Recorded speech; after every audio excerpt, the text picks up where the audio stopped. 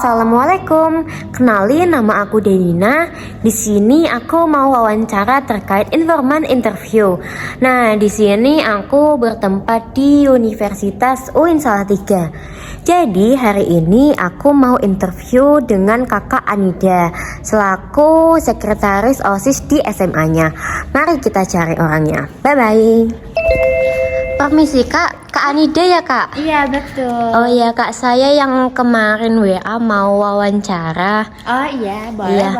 Sebelumnya mohon maaf, ini direkam boleh Kak? Boleh banget. Baik Kak, terima kasih. Oke. Ini mau wawancara di mana? Di sini aja kali ya. Oh baik Kak. Iya. Oke Kak. Halo Kak Anida. Halo juga Kak Denina. Selamat pagi Kak. Pagi juga. Iya, kalau boleh tahu tadi kakaknya lagi ngapain ya Kak? Oh kebetulan saya lagi juga persiapan buat tugas sih. Oh iya Kak, berarti ini udah masanya UAS ya? Sudah betul Kak. Bener-bener hektik banget ya keadaannya sekarang. Iya Kak, tapi ini saya wawancara mengganggu aktivitas kakak apa enggak ya? Oh enggak Kak, saya juga udah meluangkan waktu, kan kita sudah janji Oh, sebelumnya. baik, Kak. Jadi aman aja. Baik Kak. Oke. Kalau gitu kita langsung saja ya Kak. Boleh. Ini boleh diisi terlebih dahulu untuk Oke. info konsennya Kak. Iya. Sembari saya jelaskan ya Kak. Boleh. Jadi kemarin kan kita sudah membahas nih tentang info konsen, dan di sini kakak telah bersedia menjadi narasumber saya seperti itu Kak. Mungkin bisa dibaca terlebih dahulu info konsennya, apakah ada yang mau dipertanyakan Kak? Oke, aku baca dulu sebentar ya. Baik Kak. Oke. Enggak sih. Aman aja. Cukup ya Kak, Cukup berarti. banget. Baik. Aman. Maaf Kak. Iya. Jadi untuk hasil wawancara ini tidak akan saya sebarluaskan Kak, karena untuk kepentingan pendidikan saja seperti itu. Oke, benar. Baik Kak, langsung saja ya Kak. Jadi kakak ini kan masuk ke dalam OSIS ya Kak. Nah, lebih tepatnya menjabat sebagai sekretaris OSIS. Nah, saya mau tanya Kak, motivasi kakak untuk masuk ke dalam OSIS itu sendiri apa ya Kak? Motivasi saya ikut organisasi itu pertama pengen nambah relasi aja sih, terus juga mengisi waktu luang aja gitu. Seperti itu ya Kak. Iya. Terus kakak kan ini sebagai sekret OSIS ya Kak. Nah, kenapa sih kakak memilih menjadi sekret atau menerima menjadi sekret OSIS ini? Kebetulan kalau itu saya diamanahi ya jadi sekretaris. Mungkin juga teman-teman yang lain percaya pada kemampuan saya gitu. Jadi ya saya kalau dikasih tanggung jawab itu saya jalanin aja secara maksimal. Oh baik Kak, tapi ada nggak sih Kak keinginan dari kakak sendiri atau karena emang dikasih tanggung jawab sendiri? Oh, keinginan mah pasti ada ya. Saya kalau dikasih jabatan apapun insya Allah saya mau aja gitu, dengan kapasitas yang saya punya tentunya ya. Dan saya siap juga kalau untuk bertanggung jawab gitu.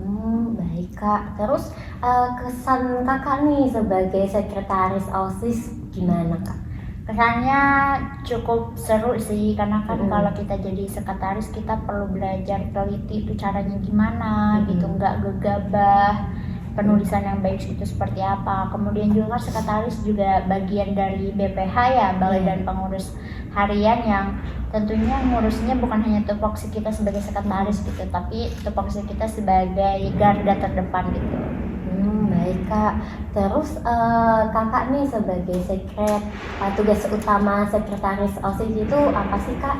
Tugas utamanya pasti jadi notulensi tiap acara, terus juga buat surat-surat gitu, terus nulis nomor surat keluar masuk kayak gitu.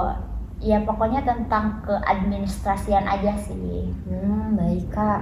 Terus nih kalau boleh tahu kakak di sekolah hanya mengikuti OSIS atau ada kegiatan yang lain? Oh kebetulan saya ikut 2 organisasi ya, sama ekskul juga sih, ekskul PMR. Kan tadi kakaknya ikut OSIS sama PMR ya Kak? Iya. Terus gimana sih kakak untuk memanajemen antara OSIS, antara PMR, dan antara sekolah sendiri? Kalau untuk itu biasanya sebelum saya mengikuti suatu organisasi, saya buat dulu skala prioritasnya ya. Tapi Iya. tentunya prioritas utama saya adalah akademik sih ya.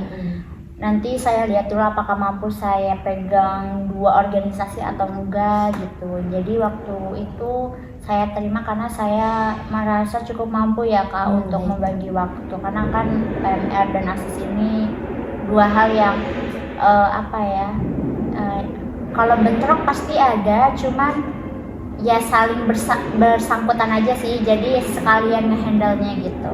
Oh baik Kak. Terus menurut Kakak sendiri apa sih tantangan terbesar untuk Kakak selagi menjalankan organisasi di banyak tempat ini?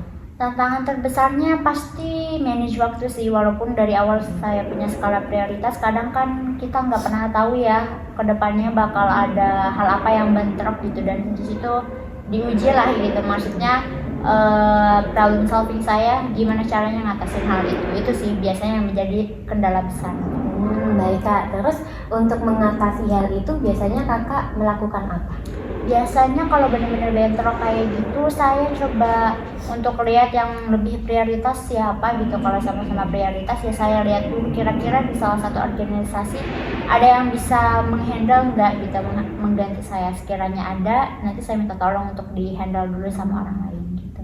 Oh baik Kak. Terus untuk selama Kakak menjadi OSIS, lebih tepatnya di Secret OSIS ini, kesan yang paling berkesan untuk Kakak sendiri apa? Paling berkesan sebenarnya bukan pada jabatannya sih Kak, tapi pada saya sebagai salah satu anggota dari OSIS gitu ya. Gimana kan di organisasi ini kita bisa belajar gimana caranya punya kemampuan untuk menghandle suatu acara, terus juga caranya untuk bisa manage waktu yang kayak gitu sih. Terus kita juga ketemu teman-teman yang benar-benar hebat banget sih Kak. Jadi itu kan memperluas relasi kita, bukan hanya sebenarnya di OSIS, tapi dampaknya kita bisa juga saling kenal sama guru, sama teman-teman sekolah lain gitu kalau ada acara kayak gitu. Banyak sih Kak kesannya. Tadi kesan yang didapatkan oleh Kak Anida ini banyak banget ya Kak, dari Iya, komunikasi, betul. relasi, maupun hubungan antar guru seperti itu ya Kak? Iya betul sekali. Baik Kak. Terus Kakak ini kan secret selaku BPH di OSIS sendiri. Nah, bagaimana cara Kakak itu menjaga komunikasi antar sesama anggota OSIS Kak? Oke, masalah komunikasi sebenarnya balik lagi ke individu masing-masing ya, tapi sebagai BPH kita tentunya sebisa mungkin untuk tidak miskomunikasi kalau terjadi hal apapun. Jadi kalau ada masalah, ada kendala atau apapun, kita tetap harus menjaga gitu komunikasinya, dan memang harus melatih musyawarah kita aja sih Kak, kayak gitu. Jadi dibiasakan untuk mungkin mengadakan evaluasi atau rapat mendadak terkait hal-hal yang harusnya memang dibicarakan pada saat itu juga biar nggak miskom. Baik Kak. Terus menurut Kakak sendiri ini kan udah berapa periode Kak kalau boleh tahu di OSIS? 2. Oh 2 periode Iya, ya 2 Kak. periode. Nah Kakak sendiri ini merasa kelelahan nggak sih Kak selama menjadi anggota OSIS? Pastinya pernah ya Kak, pernah banget, capek banget gitu, apalagi kan sambil ngejalanin sekolah gitu. Itu udah pasti pernah sih kelelahan gitu.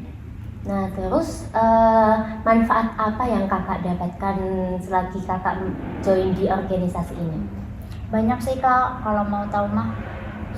Pertama relasi sih, relasi itu penting banget. Dari situ tuh saya bisa dengan mudah gitu loh kalau ada suatu kendala atau apapun, karena saya banyak kenalan, entah itu kenalan teman-teman atau kenalan dari guru. Itu sih yang benar-benar kerasa banget kebantunya gitu loh Kak. Kalau mengenai informasi juga kan cepat ya, kita sebagai garda terdepannya siswa gitu.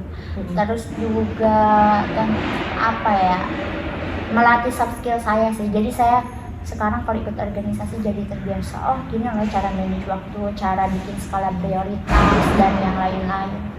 Apa lagi ya, sama ngisi waktu luang aja sih. Saya emang hobi banget berkegiatan dan ini benar-benar nyalurin hobi saya banget. Oh baik kak, berarti banyak banget ya kak manfaat Betul. kita untuk join organisasi terlebih lagi di OSIS ya kak. Iya, Nah, betul. aku mau tanya nih kak, kebanyakan orang kan kayak mikir, join OSIS pasti nilainya bagus. Nah, apakah itu tuh benar? Apakah kalau kita join OSIS pasti nilai kita bagus itu apakah benar kak? Belum tentu, tergantung individu. Kadang ada juga yang terlalu ambis di OSIS sehingga akademiknya tidak turun, tidak terpantau gitu. Itu tergantung orang sih kak. Baik kak, terus kan banyak nih statement dari orang luar yang mengatakan bahwa OSIS itu bagus sekolah. Terus kakak sendiri untuk menanggapin hal seperti itu bagaimana kak? Saya fine-fine aja sih. Kalau dibilang bagus sekolah memang fakta gitu. Toh orang-orang OSIS kan masuk juga dengan tujuan mengabdi kepada sekolah ya. Jadi nggak masalah. Tergantung apa ya, kalau sakit hati atau enggak ya tergantung penerimaan orang. Tapi saya mengartikan bahwa itu ya memang benar gitu. Kita ngabdi ke sekolah dan pure memang kalau ada apa-apa ya kita jadi garda terdepannya gitu. Oh baik kak, terus kalau boleh tahu nih, OSIS ini hanya berhubungan dengan guru saja atau bisa ke eksternal lainnya kak? Oh bisa banget ke eksternal kita, misal kayak studi banding, kita kan pasti berhubungan dengan sekolah lain gitu ya. Kita punya koneksi yang lebih luas dibanding dari sekolah aja sih kak. Jadi bukan hanya guru atau siswa-siswa sekolah aja. Kadang juga kita kalau ada acara kan harus berkaitan sama komunitas di luar kayak gitu. Jadi koneksinya pasti banyak. Oh baik kak. Terus apa sih kak yang kakak ini merasa terbantu banget di OSIS? Merasa terbantu gimana? Kayak seperti sebelumnya kakak introvert, terus Oh. tiba-tiba kakak ini merasa nyaman dalam organisasi ini, terus kakak merasa terbantu gitu untuk Iya. sosialisasi. Ya dulu saya anti sosial sih sebenarnya, karena sempat juga dapat apa ya pengalaman yang gak enak lah kayak bully tuh. Terus akhirnya saya memberanikan diri, lebih ke menghukum diri sih tadinya kayak mau sampai kapan kayak gini gitu. Akhirnya kayak coba yaudah deh ikut OSIS, barangkali lingkungannya sehat gitu, nggak yang kayak orang biasa banget gitu ya orang-orangnya. Akhirnya benar sih, alhamdulillah dapat lingkungan yang sehat. Jadi dari situ saya bisa coba untuk bersosialisasi. Baik kak, berarti selama kakak join di OSIS ini kakak mendapat kenyamanan atau Iya, betul. rumah baru ya kak? Betul Dia? sekali. Oh baik kak. Oh baik kak, ini berhubungan semua pertanyaan sudah saya tanyakan. Saya mengucapkan terima kasih untuk keluangan waktu kakak telah bersedia menjadi narasumber saya. Terima kasih kembali Kak Denina. Baik kak, Ya. sebelumnya saya ingin mengingatkan kembali terkait info konsen. Di sini kakak sudah bersedia menjadi narasumber saya dan untuk hasil wawancara ini juga akan saya sebarluaskan karena untuk kepentingan pendidikan saja kak. Oke. Baik kak, berhubungan wawancara kita sudah selesai. Ini kakak mau melanjutkan aktivitas lagi atau gimana kak? Iya, saya mau melanjutkan aktivitas saya kembali Kak Denina. Oh baik kak. Ya. Kalau begitu saya mohon pamit nih kak Iya. karena udah selesai kepentingan saya. Terima kasih ya kak untuk Iya, hari ini. terima kasih juga. Baik kak, maaf kak. Iya. Saya tinggal dulu ya Iya. kak. Baik kak, makasih. Hati-hati, Kak. Baik kak.